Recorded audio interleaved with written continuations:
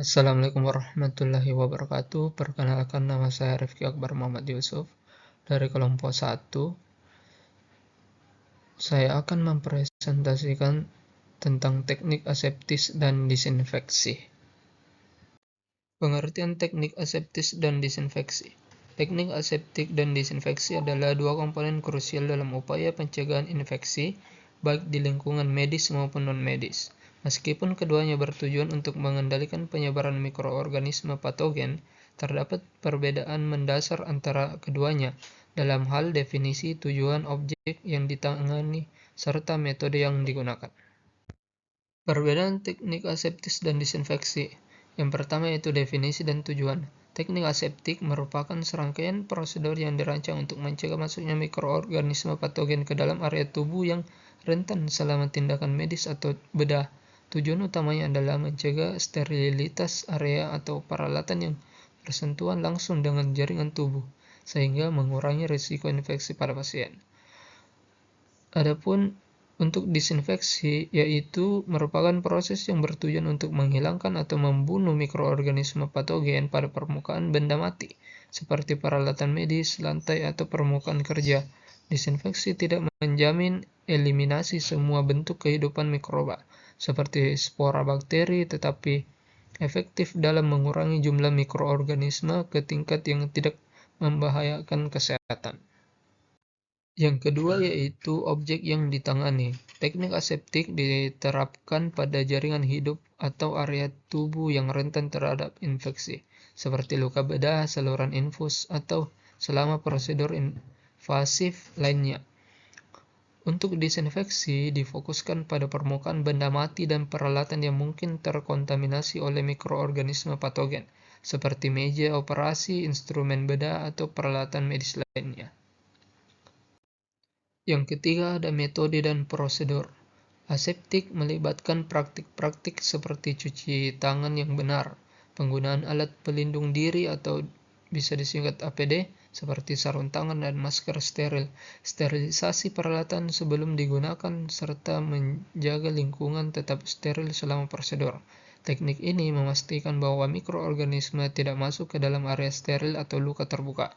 Disinfeksi melibatkan penggunaan bahan kimia disinfektan atau membersihkan permukaan benda mati. Proses ini dapat mencakup pemberhasilan rutin permukaan kerja, peralatan medis, dan area lain yang berpotensi terkontaminasi. Disinfeksi bertujuan untuk mengurangi jumlah mikroorganisme patogen hingga tingkat yang aman. Yang terakhir yaitu penerapan dalam pencegahan infeksi. Teknik aseptik sangat penting dalam prosedur medis invasif, seperti pembedahan, pemasangan kateter, atau tingkatan lain yang memerlukan penetrasi ke dalam tubuh. Dengan penerapan teknik aseptik, risiko infeksi nosokomial dapat diminimalkan, sehingga meningkatkan keselamatan pasien. Untuk disinfeksi yaitu digunakan secara luas untuk menjaga kebersihan lingkungan dan peralatan medis. Proses disinfeksi rutin membantu mencegah penyebaran mikroorganisme patogen di fasilitas kesehatan, laboratorium, serta area publik lainnya.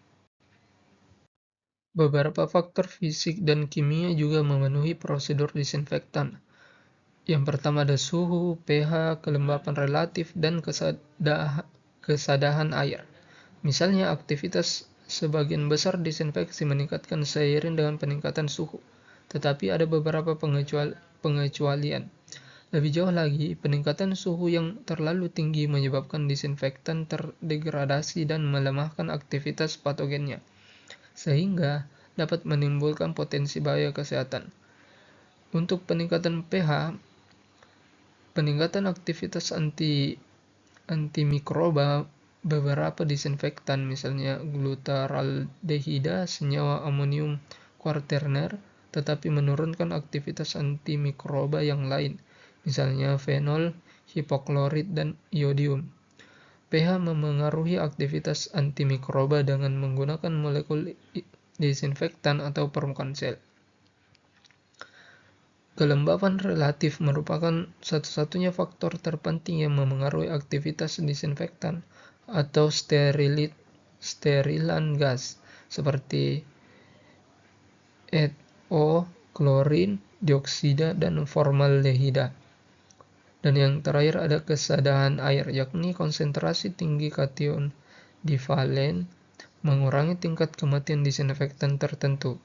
Karena kation divalen, misalnya magnesium, kalsium dalam air sudah berinteraksi dengan disinfektan untuk membentuk endapan yang tidak larut. Baik, mungkin itu saja dari saya.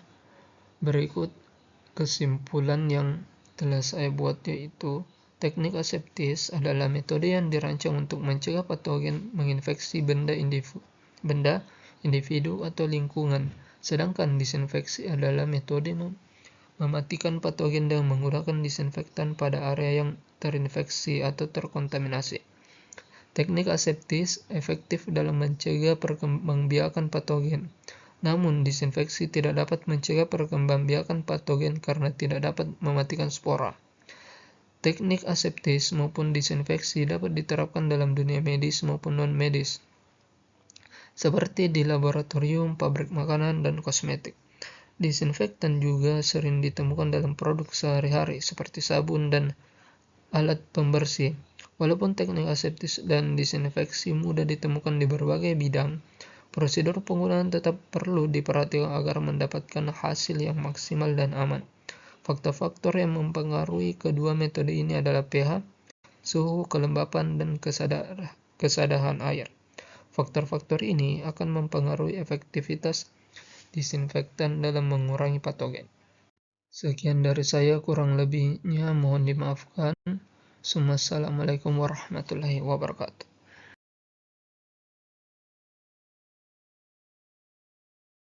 Sakit. Pendahuluan, rumah sakit merupakan tempat pelayanan kesehatan yang digunakan untuk merawat pasien dengan berbagai macam penyakit, mulai dari yang ringan hingga berat.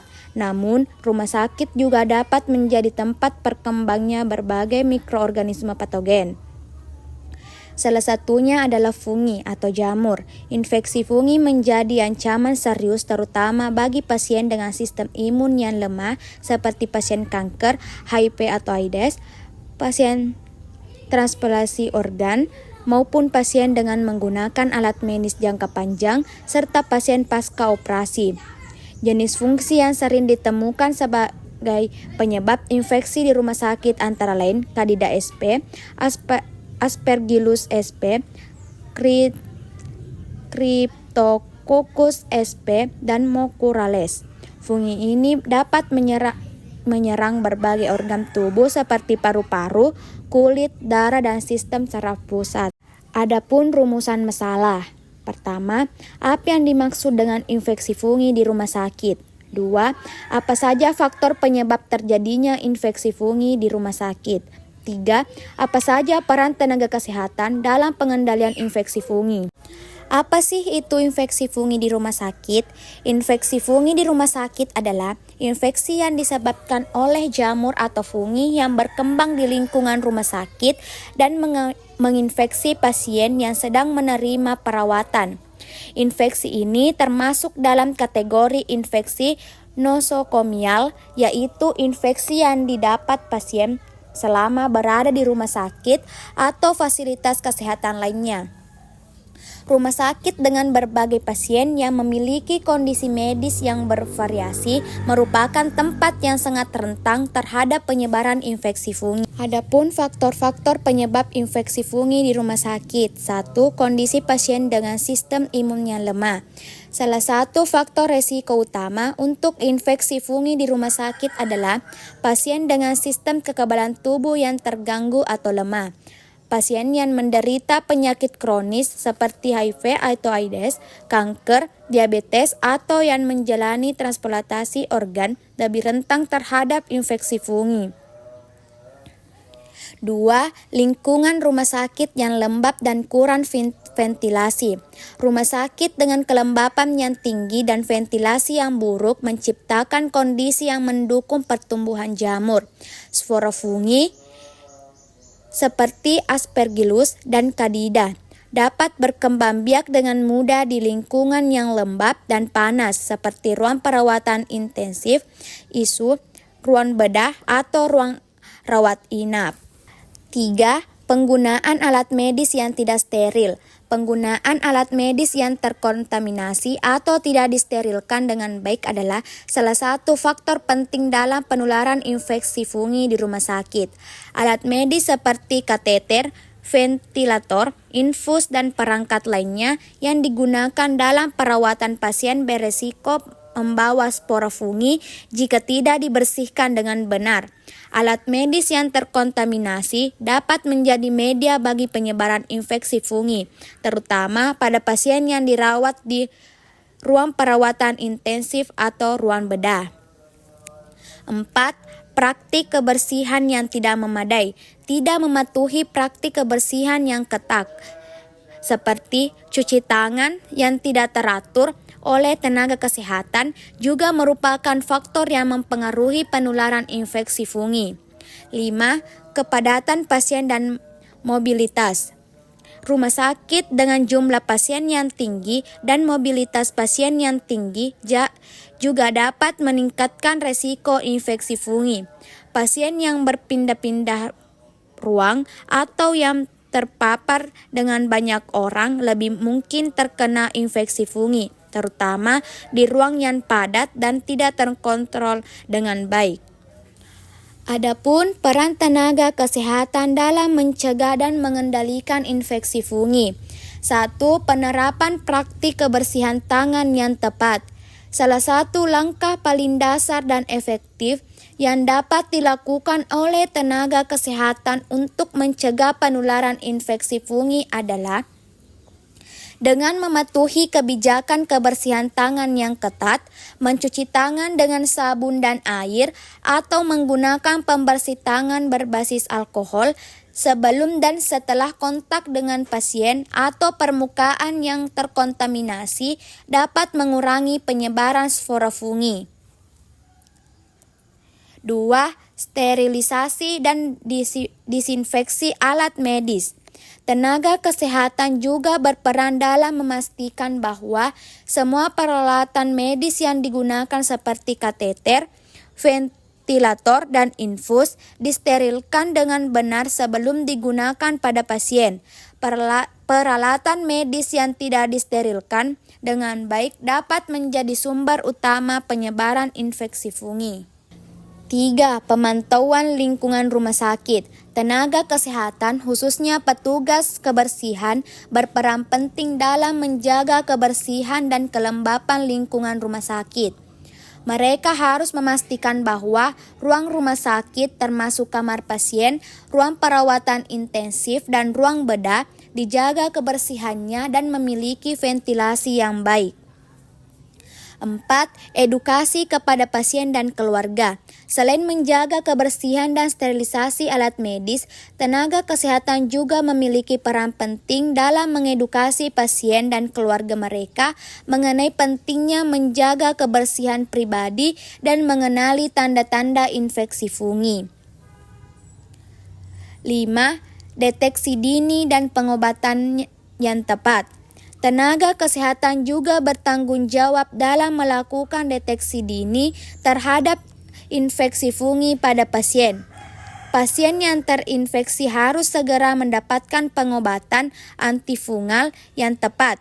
Deteksi dini dan pengobatan yang tepat dapat mencegah infeksi menjadi lebih serius dan mengurangi penyebaran di rumah sakit. Kesimpulan, pencegahan infeksi jamur di rumah sakit memerlukan kepatuhan tenaga kesehatan terhadap protokol kebersihan, seperti menjaga kebersihan tangan, menggunakan APD, dan mensterilkan alat medis. Selain itu, pelatihan rutin diperlukan agar tenaga kesehatan selalu sadar akan pentingnya pencegahan infeksi. Manajemen rumah sakit juga harus memastikan kebersihan dan ventilasi yang baik serta melakukan pengawasan berkala untuk mencegah pertumbuhan jamur dan menjaga lingkungan tetap aman.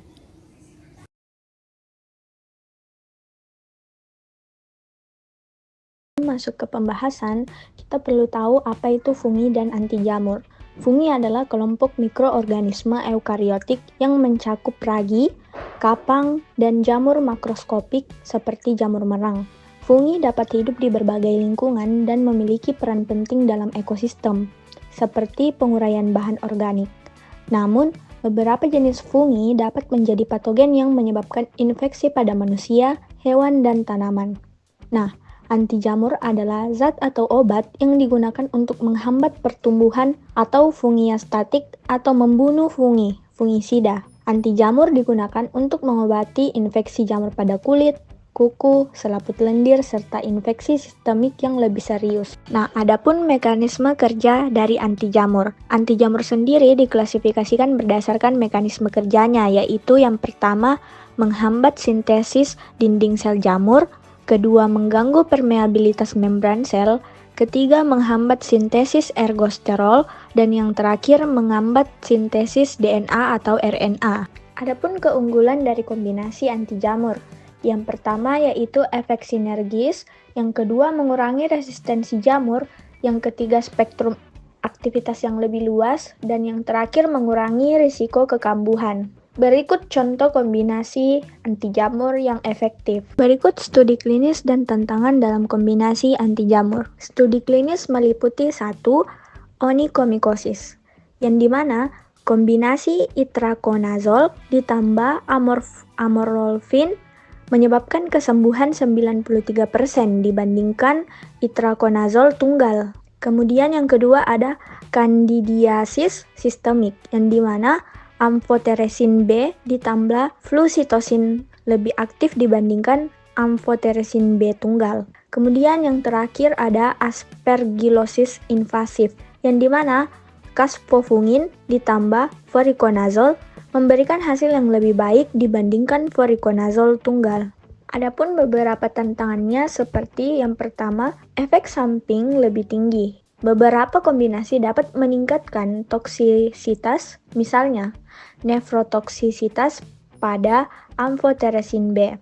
Kemudian interaksi obat, yang dimana beberapa anti jamur dapat berinteraksi dengan obat yang lain. Kemudian yang terakhir biayanya lebih mahal, yang dimana kombinasi terapi lebih mahal dibandingkan monoterapi.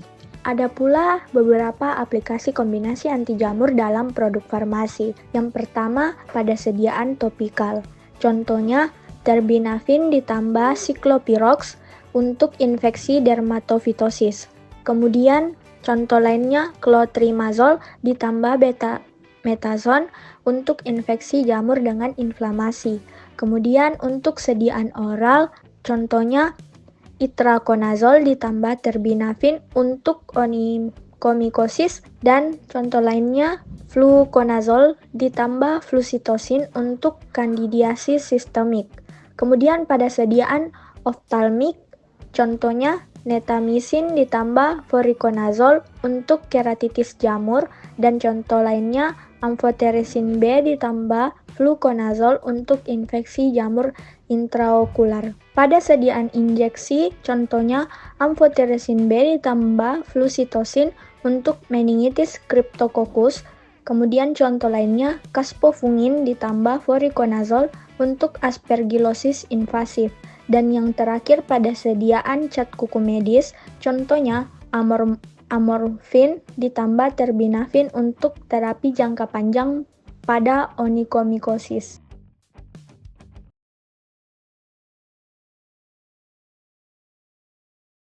Assalamualaikum warahmatullahi wabarakatuh.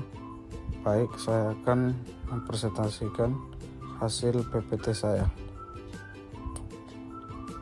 Nama Ahmad Hidayat, kelas D31A. Latar belakang, industri farmasi memainkan peran penting dalam sektor kesehatan global, terutama dalam menyediakan obat-obatan yang dapat menyembuhkan, meringankan gejala, atau mencegah berbagai macam penyakit. Poin kedua, sebagai produsen obat, yang perusahaan farmasi bertanggung jawab untuk mengembangkan produksi dan mendistribusi obat-obatan yang aman, efektif, dan berkualitas tinggi. Rumusan masalah. Bagaimana peran produsen obat dalam mengembangkan dan memproduksi obat yang efektif, aman, dan dapat diakses oleh masyarakat. Yang kedua, bagaimana produsen obat dapat menghadapi persaingan global dalam industri farmasi yang sangat dinamis. Selanjutnya yaitu tujuan penelitian. Yang pertama, untuk menganalisis secara mendalam peran produsen obat dalam memastikan ketersediaan obat yang aman, efektif, terjangkau, dan berkualitas tinggi untuk memenuhi kebutuhan kesehatan masyarakat secara global. Yang kedua, untuk mengidentifikasi dan mengeksplorasi berbagai tantangan yang dihadapi oleh produsen obat dalam setiap tahap produksi, mulai dari penelitian dan pengembangan R&D, uji klinis, hingga produksi massal dan distribusi obat. Selanjutnya pembahasan. Yang pertama, penelitian dan pengembangan R&D. Penelitian dan pengembangan R&D adalah tahap awal yang sangat krusial dalam fungsi produsen obat. Tahap ini, produsen obat melakukan riset untuk menemukan senyawa atau bahan aktif yang dapat mengobati penyakit tertentu. Yang kedua, proses produksi obat. Setelah obat berhasil dikembangkan melalui tahap R&D, produsen obat bertanggung jawab untuk memproduksi obat tersebut dalam jumlah yang banyak dan sesuai dengan standar yang telah ditetapkan. Yang ketiga, distribusi obat. Setelah obat diproduksi, tahap selanjutnya adalah distribusi. Produsen obat harus memastikan bahwa obat yang diproduksi sampai ke tangan konsumen dalam kondisi yang baik dan sesuai dengan peraturan yang berlaku. Kesimpulan, produsen obat memiliki peran yang sangat penting dalam memastikan ketersediaan obat-obatan yang aman, efektif, dan berkualitas tinggi.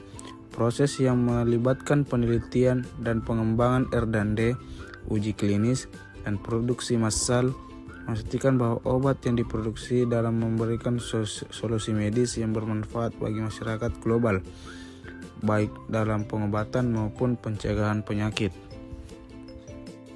Kritik dan saran. Kritik. Salah satu tantangan terbesar yang dihadapi oleh produsen obat adalah tingginya biaya riset dan pengembangan R&D dalam menciptakan obat baru. Saran untuk mengatasi tantangan biaya yang tinggi dalam riset dan pengembangan. Produsen obat perlu mencari cara untuk menurunkan biaya ini melalui kolaborasi yang lebih intensif dengan lembaga pemerintah, universitas, dan organisasi internasional. Baik, itulah hasil pemaparan materi PPT dari saya, Ahmad Hidayah. Kurang lebihnya mohon dimaafkan. Wabillahi taufik wal hidayah. Wassalamualaikum warahmatullahi wabarakatuh.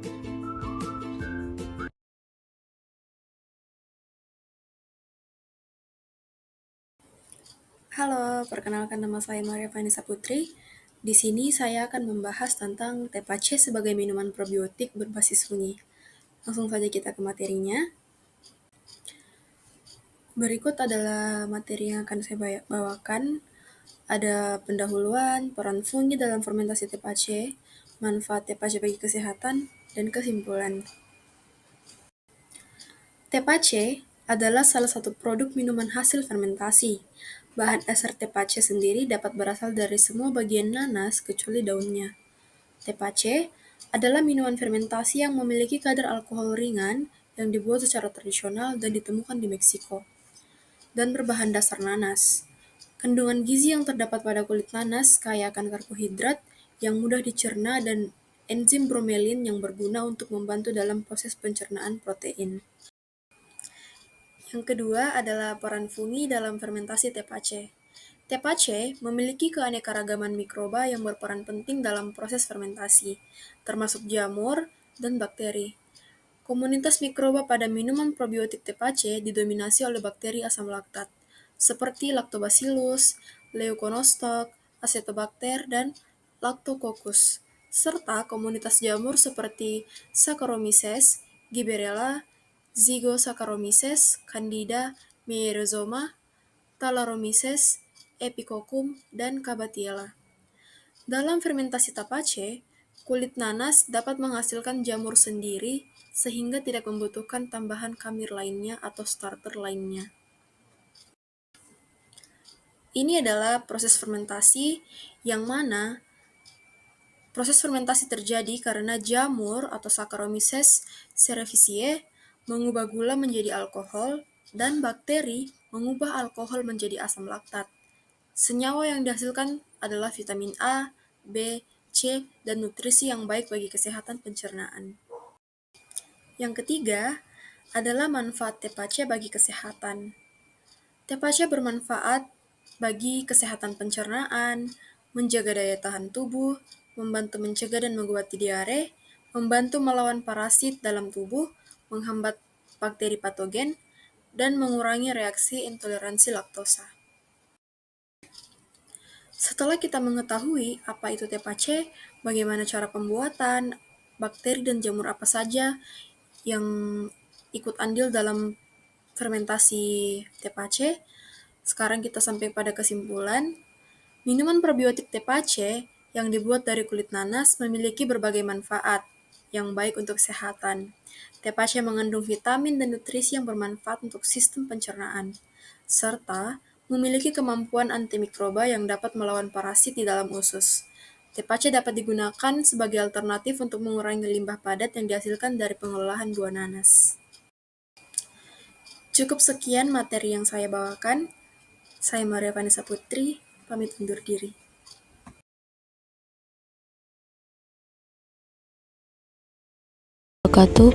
Perkenalkan, nama saya Natasha Alessandra. Di sini saya akan menjelaskan materi dari tugas mikrobiologi dan parasitologi dengan judul pemanfaatan fungi dalam pengembangan obat antivirus. Di sini ada latar belakang. Jamur adalah organisme yang tidak berklorofil. Jamur dikenal sebagai organisme yang menyerupai tumbuhan, meski secara DNA jamur mempunyai hubungan yang erat dengan hewan. Jamur tidak dapat melakukan fotosintesis. Mereka menggunakan komponen organik sebagai sumber energi dan karbon. Fungi atau jamur merupakan kelompok organisme eukariotik yang menduduki posisi unik dalam keanekaragaman hayati. Mereka bukan tumbuhan, bukan hewan, dan bukan bakteri, melainkan entitas biologis dengan karakteristik tersendiri yang memegang peranan krusial dalam ekosistem dan memiliki implikasi luas bagi kehidupan manusia.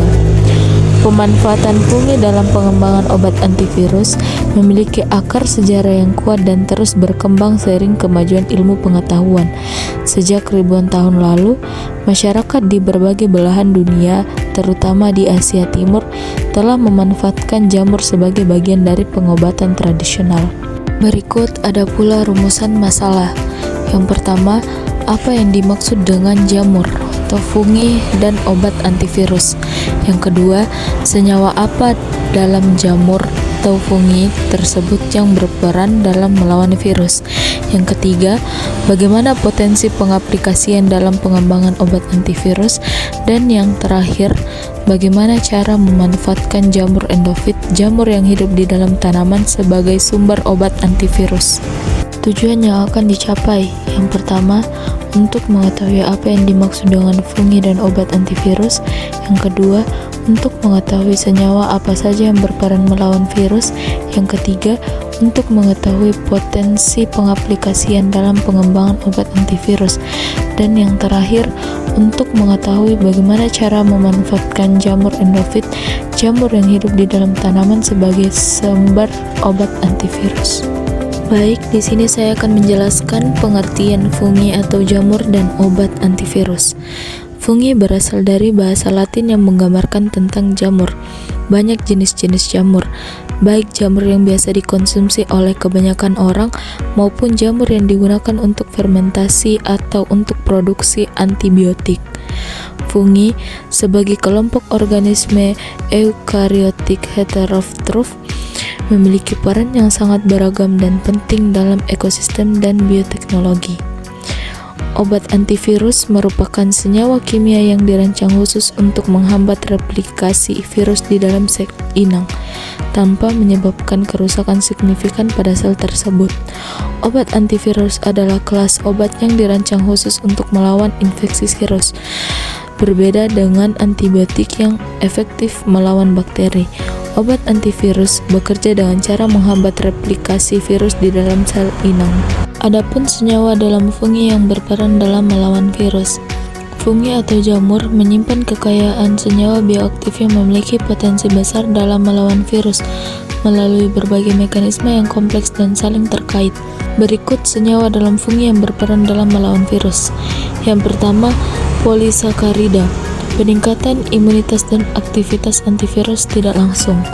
Polisakarida, terutama beta-glukan, adalah komponen dinding sel jamur yang memiliki efek imunomodulator yang kuat.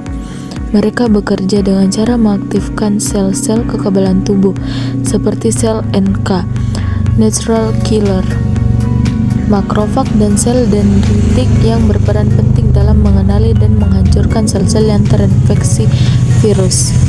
Beberapa penelitian juga menunjukkan bahwa polisakarida dapat menghambat pelekatan virus pada sel inang, mencegah masuknya virus ke dalam sel. Yang kedua, triterpenoid, penghambatan replikasi virus secara langsung. Triterpenoid seperti asam ganederot dan lucidenat adalah senyawa lipofilik yang ditemukan dalam berbagai jenis jamur, terutama Ganoderma lucidum atau reishi. Mekanisme aksi triterpenoid meliputi penghambatan enzim-enzim virus yang penting untuk replikasi, seperti polimerase dan protease, serta gangguan pada perakitan partikel virus baru. Yang ketiga, senyawa fenolik, aktivitas antioksidan dan antiinflamasi. Senyawa fenolik seperti flavonoid dan asam fenolik memiliki sifat antioksidan dan antiinflamasi yang kuat. Infeksi virus seringkali menyebabkan stres oksidatif dan peradangan yang dapat merusak sel-sel tubuh. Senyawa fenolik membantu melindungi sel-sel dari kerusakan ini dengan menetralkan radikal bebas dan mengurangi peradangan. Yang keempat, peptida dan protein, mekanisme aksi yang beragam. Beberapa jamur menghasilkan peptida dan protein yang memiliki aktivitas antivirus yang unik. Misalnya, beberapa peptida dapat menghambat pelekatan virus pada sel inang dengan cara berikatan pada reseptor virus atau reseptor sel inang. Protein-protein tertentu dapat mengganggu replikasi virus dengan menghambat enzim-enzim virus atau mengganggu proses transkripsi dan translasi virus. Yang terakhir, fungi endofit, sumber senyawa antivirus yang menjanjikan. Fungi endofit yaitu fungi yang hidup di dalam jaringan tanaman tanpa menyebabkan gejala penyakit, merupakan sumber yang kaya akan senyawa bioaktif dengan potensi antivirus. Fungi endofit dapat menghasilkan senyawa-senyawa yang sama dengan jamur makroskopis serta senyawa-senyawa unik yang belum ditemukan di tempat lain. Senyawa-senyawa ini tidak hanya berfungsi sebagai agen antivirus langsung, tetapi juga sebagai imunomodulator yang memperkuat respon kekebalan tubuh terhadap infeksi virus. Berikut potensi pengaplikasian dalam pengembangan obat antivirus. Fungi menawarkan potensi besar dalam pengembangan obat antivirus melalui berbagai pendekatan aplikasi, antara lain: yang pertama, isolasi dan purifikasi senyawa antivirus langsung. Senyawa bioaktif dari fungi seperti triterpenoid dan senyawa fenolik dapat diisolasi dan dimurnikan untuk pengembangan obat antivirus yang bekerja langsung dengan menghambat replikasi virus. Yang kedua, pengembangan imunomodulator. Pengembangan imunomodulator dan lainnya dari fungi dapat digunakan untuk meningkatkan respon kekebalan tubuh terhadap infeksi virus. Yang ketiga, fungi endofit. Fungi endofit yang hidup di dalam jaringan tanaman berpotensi sebagai sumber senyawa antivirus baru. Yang keempat, pengembangan obat herbal terstandar. Ekstra fungsi yang mengandung senyawa antivirus dapat dikembangkan menjadi obat herbal terstandar. Standarisasi kandungan senyawa bioaktif dan uji klinis diperlukan untuk memastikan keamanan dan efektivitas obat herbal. Yang kelima, terapi kombinasi. Senyawa antivirus dari fungi dapat digunakan dalam terapi kombinasi dengan obat antivirus sintetik. Terapi kombinasi dapat meningkatkan efektivitas pengobatan dan mengurangi resiko resistensi obat. Yang terakhir, pengembangan obat tipikal. Beberapa senyawa dari fungi juga berpotensi untuk dikembangkan menjadi obat tipikal untuk mengobati infeksi virus pada kulit atau selaput lendir. Selanjutnya, memanfaatkan jamur endofit sebagai sumber obat antivirus.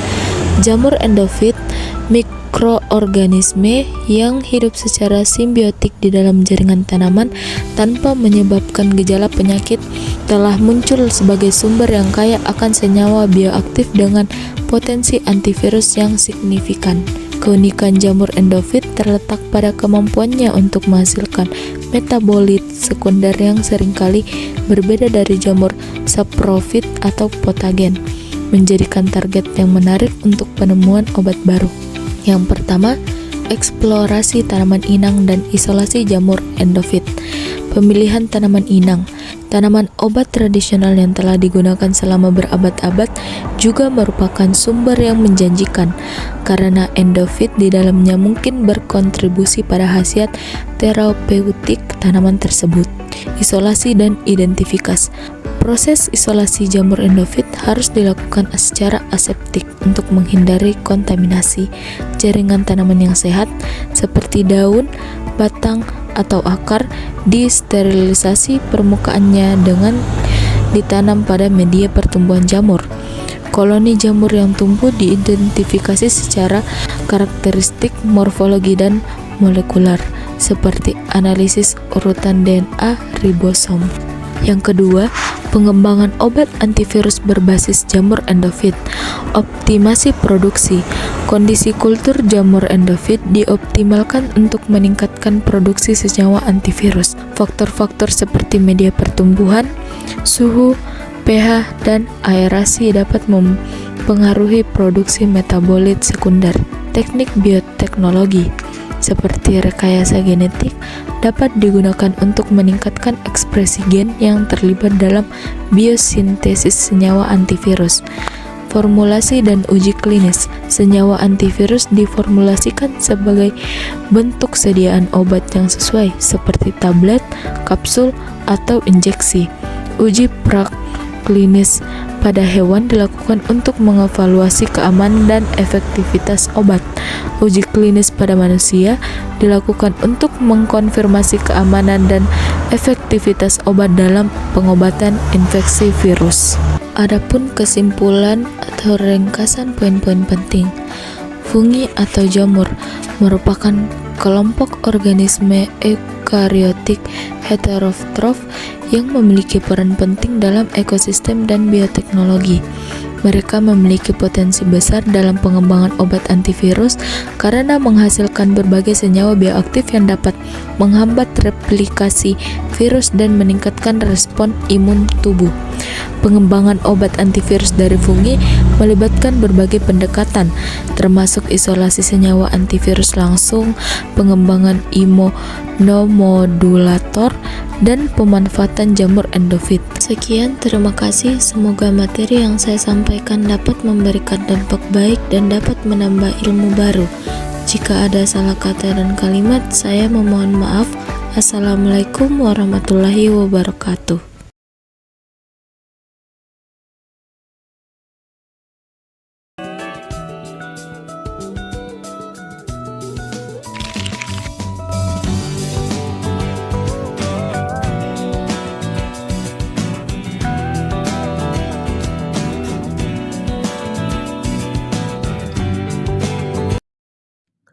penyakit menular telah menjadi ancaman global menyebabkan wabah yang berdampak luas pada kesehatan dan ekonomi. Vaksinasi merupakan strategi utama dalam pencegahannya dengan memanfaatkan virus yang dilemahkan, dinonaktifkan, atau dimodifikasi.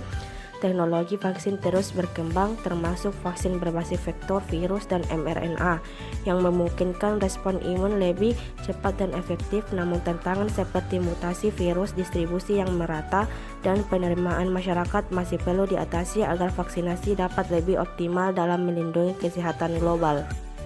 Strategi pemanfaatan virus dalam pembuatan vaksin. Pemanfaatan virus dalam pembuatan vaksin merupakan pendekatan utama dalam dunia medis untuk mencegah penyebaran penyakit menular. Virus digunakan sebagai dasar dalam pengembangan vaksin karena kemampuannya untuk merangsang respon imun tubuh tanpa menyebabkan infeksi yang serius. Strategi ini bertujuan untuk mempersiapkan sistem kekebalan tubuh agar mampu mengenali dan melawan patogen ketika terjadi infeksi sebenarnya. Salah satu strategi yang digunakan dalam pemanfaatan virus untuk vaksin adalah penggunaan virus yang dilemahkan atau disebut juga sebagai vaksin virus hidup yang dilemahkan. Pada metode ini, virus dimodifikasi agar tetap dapat bereplikasi di dalam tubuh manusia, tetapi tidak cukup kuat untuk menyebabkan penyakit. Dengan cara ini, tubuh dapat mengenali virus tersebut dan membentuk sistem pertahanan tanpa risiko mengalami infeksi yang berbahaya. Vaksin jenis ini sering digunakan karena kemampuan memberi kekebalan yang kuat dan jangka panjang. Beberapa contoh vaksin yang dibuat oleh metode di antara lain vaksin campak, gondok, dan rubella, serta vaksin polio oral. Jenis-jenis vaksin berbasis virus yang telah dikembangkan. Yang pertama, vaksin hidup yang dilemahkan. Adapun beberapa contoh vaksin yang menggunakan virus yang dilemahkan adalah vaksin demam kuning, vaksin campak, gondok, dan rubella. Yang kedua, vaksin virus yang dinonaktifkan. Contoh vaksin berbasis virus yang dinonaktifkan adalah vaksin hepatitis A, vaksin rabies, beberapa jenis vaksin influenza, vaksin polio inaktif. Yang ketiga, vaksin subunit dan rekombinan. Contoh vaksin subunit dan rekombinan adalah vaksin pertusis aselular, vaksin hepatitis B, vaksin human papillomavirus. Yang keempat, vaksin vektor virus. Contoh vaksin vektor virus adalah vaksin AstraZeneca, vaksin Sputnik V, vaksin Ebola. Yang kelima, vaksin berbasis mRNA dan DNA. Beberapa contoh vaksin berbasis mRNA dan DNA adalah vaksin Pfizer dan vaksin Moderna. Tantangan dan prospek pengembangan vaksin berbasis virus. Pengembangan vaksin berbasis virus menghadapi berbagai tantangan yang mempengaruhi efektivitas, produksi, distribusi, dan penerimaan oleh masyarakat. Meskipun demikian, kemajuan teknologi terus membuka peluang baru dalam pengembangan vaksin yang lebih efektif, aman, dan mudah diakses oleh seluruh populasi dunia. Salah satu tantangan utama dalam pengembangan vaksin adalah mutasi virus dan variabilitas genetik. Beberapa virus seperti influenza dan SARS memiliki tingkat mutasi yang tinggi yang dapat mengurangi efektivitas vaksin yang telah dikembangkan. Oleh karena itu, vaksin influenza diperbarui setiap tahun untuk menyesuaikan dengan strain virus terbaru. Hal ini juga menjadi perhatian dalam vaksin COVID-19, di mana munculnya varian baru menyebabkan penurunan efektivitas vaksin sebelumnya. Strategi mengatasi tantangan dan meningkatkan pengembangan vaksin berbasis. Untuk menghadapi berbagai tantangan dalam pengembangan vaksin berbasis virus dan memaksimalkan prospeknya, diperlukan pendekatan inovatif yang mengintegrasikan kemajuan teknologi. Penelitian ini berkelanjutan serta kerjasama global. Salah satu langkah utama adalah meningkatkan pemahaman terhadap karakteristik virus dan mekanisme mutasinya melalui surveillance genetik yang lebih ketat. Dengan pemantauan yang lebih baik terhadap evolusi virus, para ilmuwan dapat merancang vaksin yang lebih adaptif, baik melalui pendekatan vaksin multivalen yang mencakup berbagai strain maupun dengan penggunaan teknologi mRNA yang memungkinkan pembaruan vaksin secara cepat dan efisiensi. Selain itu, Untuk mengatasi tantangan terkait durasi kekebalan dan efektivitas vaksin, penelitian lebih lanjut diperlukan dalam memahami faktor-faktor yang mempengaruhi respon imun individu. Pendekatan imunoterapi dan pengembangan adjuvan baru dapat membantu meningkatkan durasi perlindungan vaksin serta mengoptimalkan efektivitasnya pada berbagai kelompok populasi. Di samping itu, strategi pemberian dosis penguat dan booster perlu terus dievaluasi untuk memastikan bahwa vaksin tetap memberikan perlindungan yang optimal terhadap penyakit yang ditargetkan. Kesimpulan, pengembangan vaksin berbasis virus telah menjadi solusi utama dalam pencegahan penyakit menular meskipun menghadapi tantangan seperti mutasi virus, distribusi, serta penerimaan masyarakat. Namun dengan kemajuan teknologi seperti vaksin mRNA, DNA, dan kecerdasan buatan serta kerjasama global dalam penelitian dan distribusi, vaksin dapat teruskan dikembangkan agar lebih efektif, aman, dan mudah diakses. Dengan inovasi yang berkelanjutan, vaksin akan semakin berperan dalam melindungi kesehatan masyarakat dan mencegah wabah di masa depan.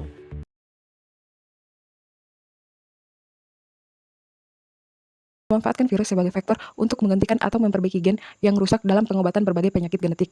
Beberapa virus seperti adenovirus lentivirus telah dimodifikasi agar aman digunakan. Namun, terapi ini menghadapi tantangan seperti respon imun tubuh dan risiko mutasi genetik. Mekanisme terapi gen. Yang pertama, modifikasi virus, di mana gen patogen dihapus dan diganti dengan gen terapeutik. Yang kedua, pengantaran ke sel target, di mana virus menginfeksi sel dan memasukkan materi ke genetik. Yang ketiga, ekspresi gen, yaitu sel mulai memproduksi protein yang memperbaiki fungsi tubuh. Yang keempat, efek sementara atau permanen, bergantung pada jenis virus atau integratif atau non-integratif. Adapun jenis virus dalam terapi gen, yang pertama adenovirus, yaitu menginfeksi berbagai jenis sel, efek sementara, respon imun tinggi. Yang kedua, retrovirus, yaitu menyisipkan gen ke DNA inang atau efek permanen, risiko mutasi. Lentivirus lebih stabil, infeksi luas dan produksi kompleks. Yang keempat, adeno-associated virus, yaitu stabil, aman, kapasitas gen terbatas. Efektivitas terapi gen berbasis virus. Yang pertama, Severe Combined Immunodeficiency atau SCAD, di mana penyakit kelainan sistem imun ini telah berbasis diobati menggunakan lentivirus yang membawa gen sehat untuk memperbaiki produksi enzim adenosine deaminase sehingga sistem kekebalan pasien dapat berfungsi normal. Yang kedua, Leber congenital amaurosis, di mana penyakit kebutaan akibat mutasi genetik ini telah diatasi dengan virus adeno-associated yang mengantarkan gen sehat ke sel retina sehingga pasien dapat mendapatkan kembali penglihatannya. 3. Kanker. Beberapa terapi berbasis adenovirus telah dikembangkan untuk menyerang sel kanker secara selektif tanpa merusak sel sehat, seperti pada terapi virus onkolitik yang memicu kematian sel kanker. Yang keempat, hemofilia. Virus digunakan untuk membawa gen faktor pembekuan darah yang hilang atau rusak, sehingga pasien dapat mengalami perbaikan kondisi tanpa perlu transfusi darah secara rutin. Adapun tantangan dan risiko pemanfaatan virus dalam terapi gen. Yang pertama, respon imun yang tidak terkontrol, di mana sistem kekebalan tubuh dapat mengenali virus sebagai benda asing dan menyerangnya sebelum virus mencapai sel target. Hal ini dapat menyebabkan peradangan, demam, atau bahkan reaksi imun yang berlebihan, yang dapat menurunkan efektivitas terapi dan menimbulkan risiko bagi pasien. Yang kedua, risiko mutasi genetik yang tidak diinginkan. Virus integratif seperti retrovirus dan lentivirus menyisipkan materi genetik ke dalam DNA sel inang. Jika penyisipan terjadi di lokasi yang salah, bisa memicu mutasi yang berpotensi menyebabkan kanker atau penyakit lain. Oleh karena itu, pemantauan ketat diperlukan untuk memastikan keamanan terapi. Yang ketiga, efek samping yang tidak terduga. Beberapa pasien mengalami efek samping setelah terapi gen berbasis virus, seperti peradangan organ, gangguan hati, atau masalah neurologis. Efek ini bervariasi tergantung pada jenis virus yang digunakan dan respon individu terhadap terapi. Yang keempat, stabilitas dan efektivitas jangka panjang. Tidak semua virus dapat memberikan efek terapi yang bertahan lama. Misalnya, adenovirus hanya menyediakan efek sementara karena materi genetiknya tidak menyatu dengan DNA sel inang. Akibatnya, pasien mungkin memerlukan terapi berulang yang dapat meningkatkan risiko respon imun yang lebih kuat. Kesimpulan, terapi gen berbasis virus adalah metode inovatif untuk mengobati penyakit genetik dan non-genetik dengan memasukkan gen terapeutik ke dalam sel target. Beberapa virus seperti adenovirus, retrovirus, lentivirus, dan AAV telah digunakan dengan hasil yang menjanjikan dalam pengobatan SCID, kanker, dan hemofilia. Namun, tantangan seperti respon imun, risiko mutasi genetik, dan biaya tinggi masih menjadi kendala.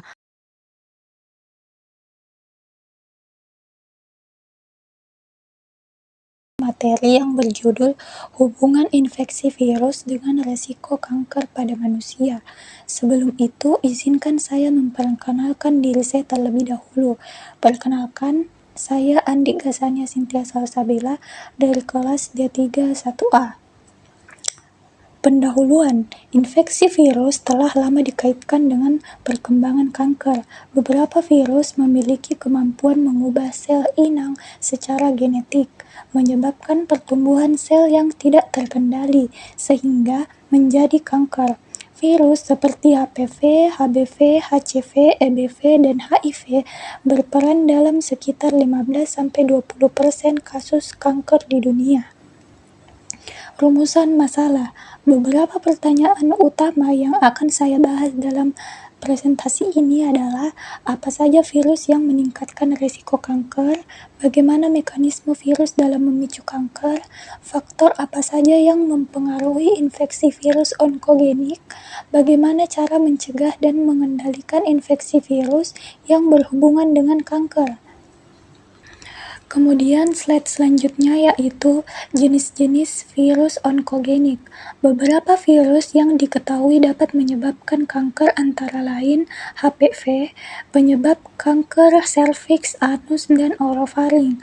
Kemudian ada HBV dan HCV, meningkatkan virus kanker, resiko kanker hati. Kemudian EBV berhubungan dengan limfoma dan kanker nasofaring. Kemudian ada HIV, melemahkan sistem imun dan meningkatkan risiko kanker lain. Kemudian yang terakhir ada HHV8, terkait dengan sarkoma Kaposi. Slide selanjutnya yaitu mekanisme virus memicu kanker.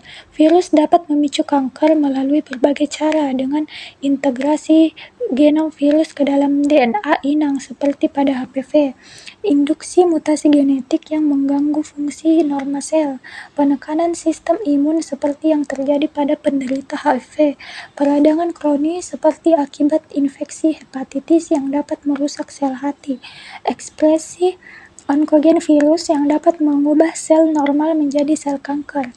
Kemudian slide selanjutnya, faktor risiko infeksi virus onkogenik.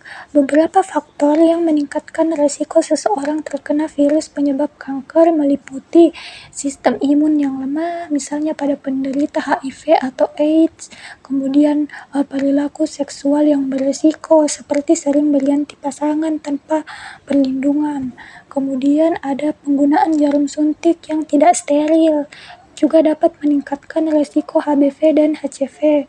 Kemudian paparan zat karsinogenik seperti rokok dan alkohol. Kemudian ada gaya hidup yang tidak sehat seperti kurangnya pola makan yang bergizi. Kemudian selanjutnya ada upaya pencegahan untuk mencegah infeksi virus yang dapat menyebabkan kanker. Kita bisa melakukan beberapa hal seperti yang pertama vaksinasi. Seperti vaksin HPV dapat mencegah kanker serviks dan vaksin HBV melindungi dari kanker hati. Kemudian screening rutin seperti pap smear untuk mendeteksi kanker serviks sejak dini. Kemudian menjalani pola hidup sehat dengan tidak merokok dan mengonsumsi makanan bergizi. Kemudian edukasi masyarakat agar lebih memahami risiko infeksi virus terhadap kanker. Lalu praktik seksual aman seperti menggunakan kondom untuk mengurangi risiko infeksi HPV dan HIV. Kemudian slide kesimpulan. Dari pemaparan tadi, dapat saya simpulkan bahwa infeksi virus berkontribusi dalam perkembangan kanker. Beberapa virus seperti HPV dan HBV telah terbukti meningkatkan risiko kanker. Mekanisme virus dalam memicu kanker bervariasi, mulai dari mutasi genetik hingga penekanan sistem imun. Pencegahan dapat dilakukan melalui vaksinasi, deteksi dini, dan penerapan pola hidup sehat. Itulah pemaparan dari saya. Terima kasih atas perhatian.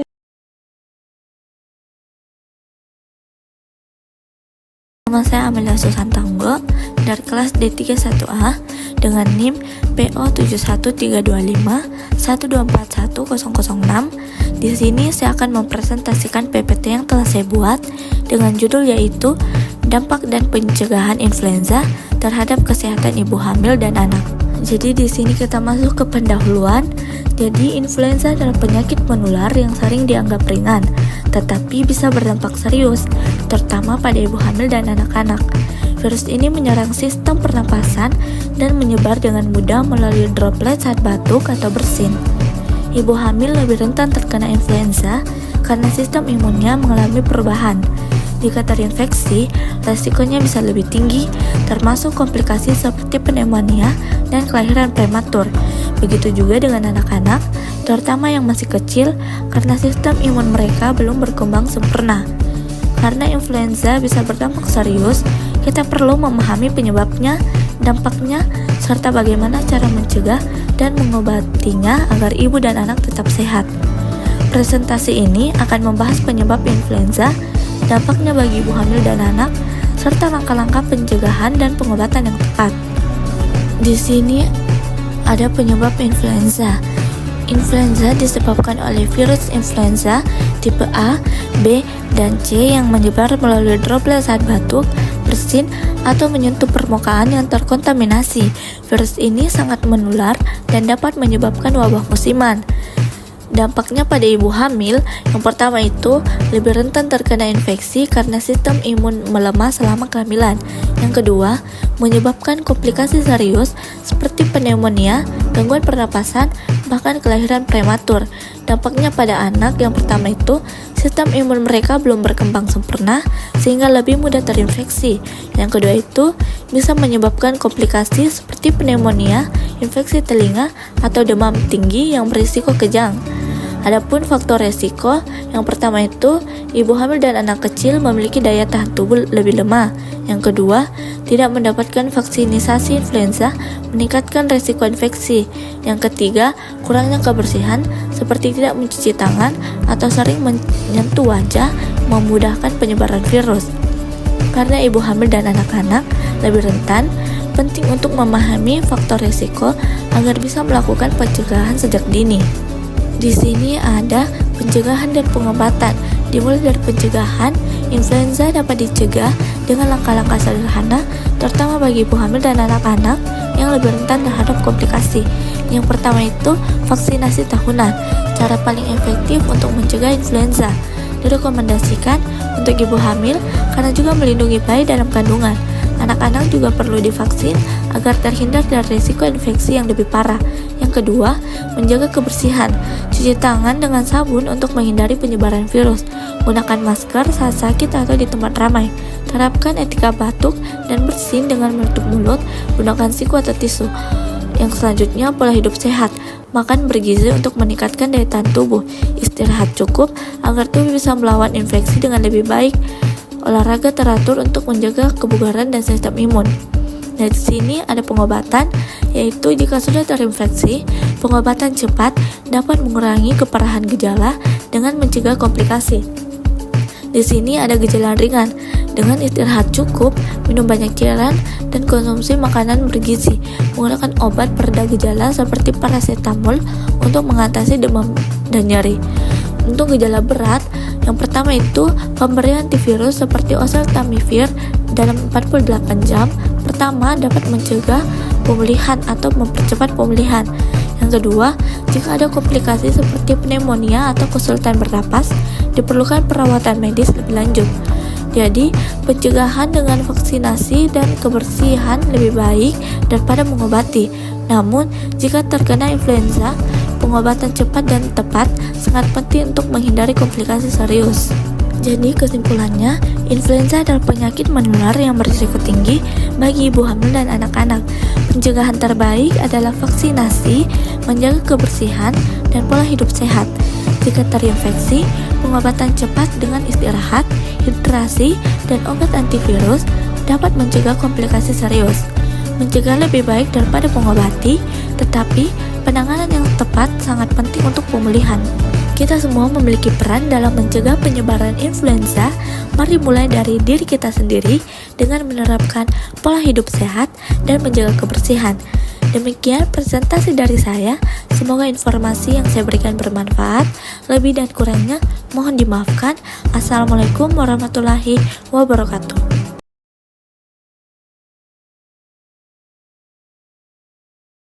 Taisha dari kelompok 11 dengan tema rotavirus dan dengan judul rotavirus dan dampaknya terhadap kesehatan pencernaan anak.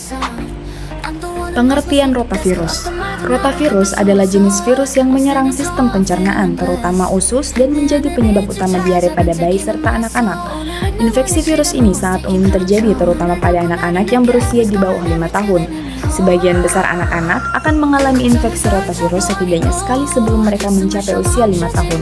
Oleh karena itu, orang tua dan pengasuh perlu meningkatkan kewaspadaan mereka terhadap penyakit ini, terutama pada bayi dan anak-anak yang berusia antara 4 hingga 24 bulan, karena merekalah yang lebih rentan terhadap infeksi tersebut. Penyebab infeksi rotavirus. Terdapat 5 penyebab dari infeksi rotavirus. Yang pertama, tidak mendapatkan vaksinasi. Yang kedua, kurangnya kebiasaan mencuci tangan. Ketiga, kondisi kesehatan anak yang lemah. Keempat, kondisi kebersihan lingkungan yang buruk. Dan yang terakhir, usia yang masih kecil. Gejala infeksi rotavirus pada kesehatan pencernaan anak-anak.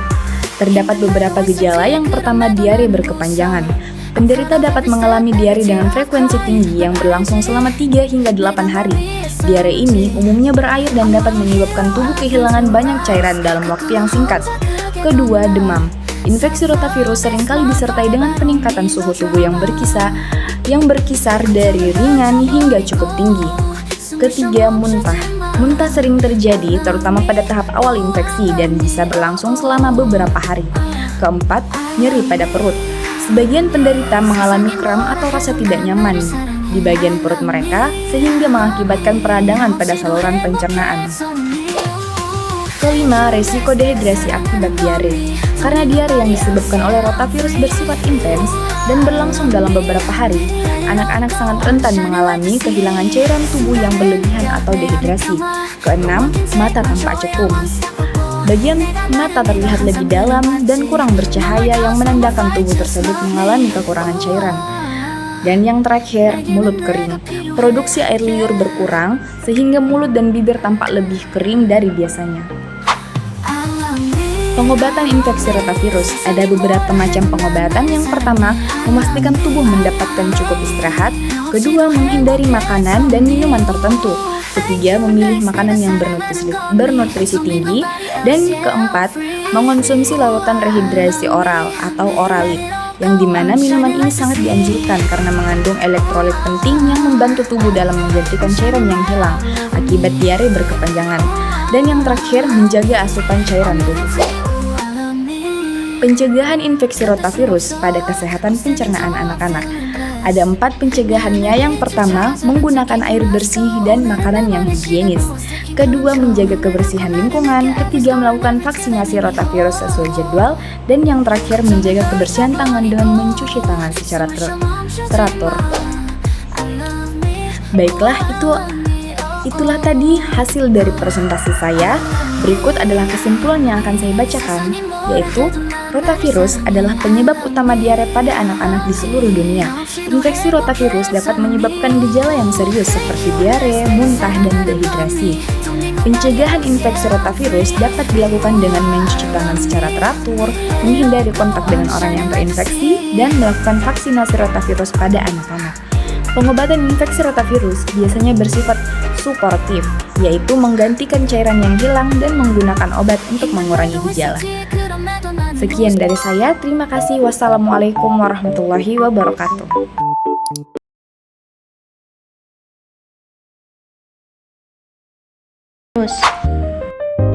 Imunodulator adalah senyawa yang memodulasi respon kekebalan tubuh. Mereka berfungsi untuk meningkatkan atau menekan aktivitas sistem imun bergantung pada kebutuhan terapeutik. Mekanisme kerjanya biasanya melibatkan interaksi dengan sel-sel imun seperti limfosit dan makrofag, serta mempengaruhi produksi sitokin. Berbagai jenis imunodulator termasuk agen biologi seperti monoclonal antibodies, interferon, dan vaksin yang dirancang khusus. Masing-masing memiliki cara kerja yang unik. Misalnya, monoclonal antibodies dapat menargetkan dan menghancurkan sel-sel yang terinfeksi virus, sementara interferon dapat meningkatkan aktivitas sel imun non-spesifik. Imunodulator berperan penting dalam membentuk dan mengatur respon imun terhadap infeksi virus dengan meningkatkan aktivitas sel-sel imun seperti limfosit T dan B serta meningkatkan produksi sitokin. Imunodulator membantu tubuh mengenali dan menghancurkan sel-sel yang terinfeksi virus. Selain itu, mereka juga dapat menekan respon imun yang berlebihan yang sering terjadi pada infeksi kronis. Imunodulator digunakan dalam pengobatan berbagai penyakit virus seperti HIV, hepatitis C, dan influenza. Dalam kasus HIV, terapi dengan imunodulator dapat membantu meningkatkan jumlah sel imun yang menyerang virus. Pada hepatitis C, penggunaan interferon sebagai imunodulator terbukti meningkatkan tingkat penyembuhan. Efektivitas imunodulator bervariasi, tergantung pada jenis virus dan kondisi pasien. Beberapa studi menunjukkan bahwa penggunaan imunodulator dapat meningkatkan hasil klinis dan mengurangi beban viral. Namun, efektivitasnya juga dipengaruhi oleh faktor-faktor seperti waktu pemberian dan jenis terapi yang digunakan. Resiko dan efek samping. Meskipun bermanfaat, penggunaan imunodulator juga dapat menimbulkan resiko dan efek samping. Beberapa efek samping umum termasuk reaksi alergi, gangguan gastrointestinal, dan penurunan efektivitas sistem imun yang dapat menyebabkan infeksi sekunder. Oleh karena itu, pemantauan dan evaluasi yang hati-hati diperlukan selama pengobatan. Imunodulator memainkan peran krusial dalam pengobatan penyakit virus dengan memodulasi respon imun tubuh. Dengan berbagai jenis dan mekanisme kerjanya, mereka mampu meningkatkan efektivitas terapi, namun juga membawa risiko yang perlu diperhatikan. Penelitian lebih lanjut dan pemilihan terapi yang tepat akan meningkatkan hasil klinis.